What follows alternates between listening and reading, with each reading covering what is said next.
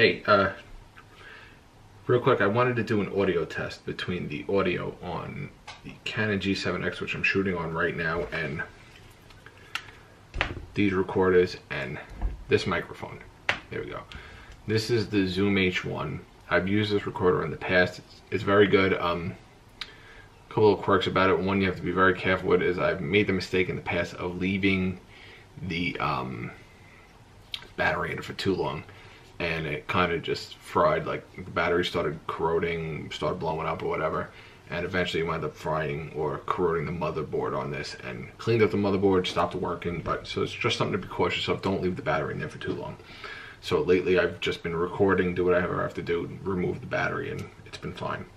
But this little guy, Sony ICD-PX333. ICD-PX333. It's got mic, here we go, here it is. It's got mic input and headphone input at the top. One thing I don't like about it is it doesn't have a 1/4-20 3/8 adapter like this one does on the bottom, which it allows you to mount to a tripod or stand of some sort. This thing's really good though. But I wanted to see how the audio sounds using those two recorders and this microphone. I've been wanting to start to do some daily vlogging type of thing with using the Canon G7X, but it doesn't have an audio input.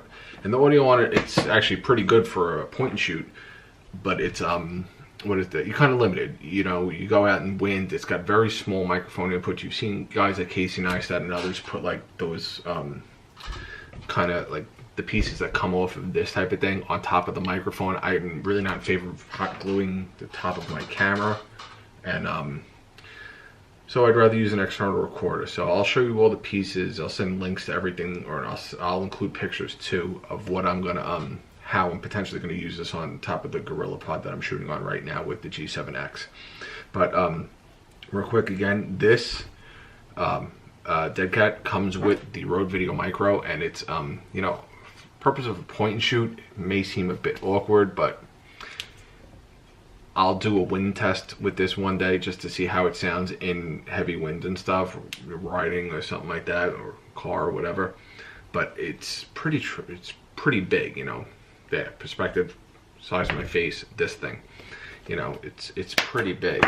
Here's, you know, here's a hard drive, here's that. It's pretty big.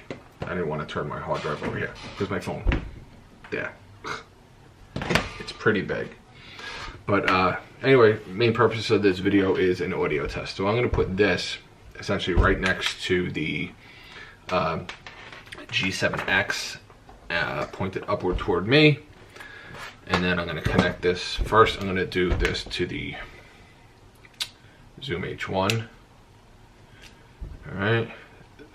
I was messing around with this before, and the audio on this doesn't seem like having. You notice here, I doubt you guys will be able to see it, but on here it has only an input. It says line in. Shows a picture of a microphone, but I don't know if it switches between the two automatically based upon the input source. But there's no switches on the bottom to be able to switch between microphone and line, or it doesn't give you. There are no menu options on this, I don't believe. I'd have to mess around with this some more. But anyway, so here I'm gonna connect the microphone now. See, I noticed I connected it. It says input line, but whatever. I'm on a microphone.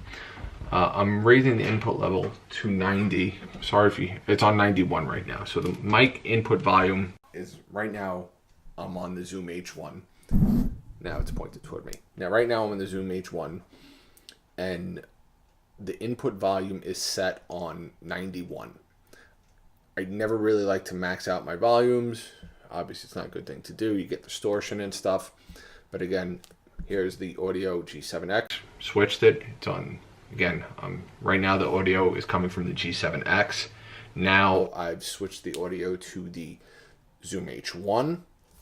And now I'm going to stop the Zoom H1 and connect the Sony.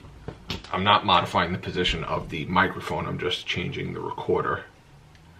So power that.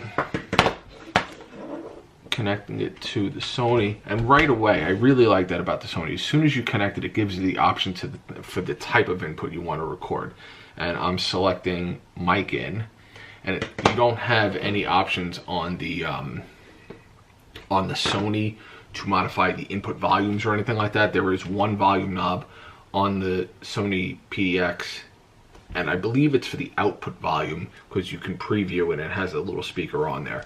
But okay, right now I'm recording on the Rode Video Micro and the Sony right now. So again, G7X, talking on the G7X right now. Now I've switched the input to the Sony, and you're hearing me talk on there.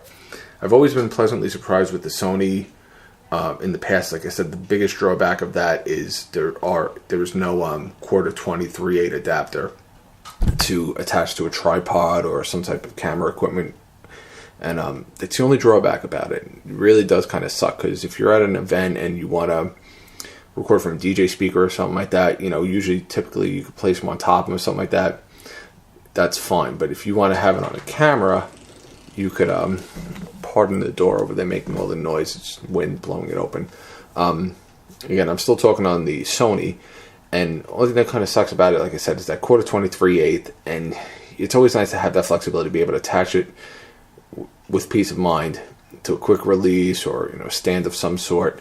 And now I switched back to the G7X.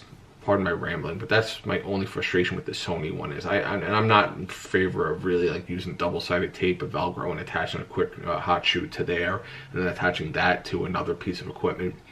More pieces of equipment you add to other things with adapters, the connection gets weaker, and then you're vulnerable to stuff breaking at some point down the line.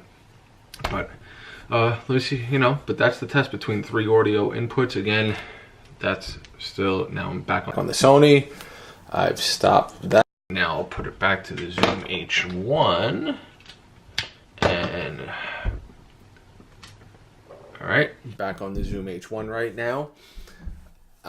Navigating the menu on the Zoom H1 is a bit easier than on the Sony. Sony like gives you a file structure of 4 or 5 different folders, which I guess is kind of good throughout the course of the day. You could kind of break it up if you wanted to, but it does make finding the file a little trickier if you don't remember which folder, you've recorded to. The Zoom, everything's in one root folder, and you just kind of record everything to there. And I'm still talking on the Zoom right now. And now I'm back on the G7X. So hopefully you guys enjoyed this video. I'll put a link to the description below for all of the pieces that I've used during this test. And hopefully you like it. And hopefully there'll be more videos. I'm thinking about starting to do it daily vlog. Not that my life is overly interesting, but you know, it seems to be the thing to do nowadays. People share their lives on YouTube. People like to see how other people's lives are and just share experiences and stuff like that. I enjoy talking to this audience, whoever my audience is. I'm sure it's pretty small right now, and hopefully it grows. Give me a like, give me a subscription. But yeah, thanks for your time. Let me know what you think.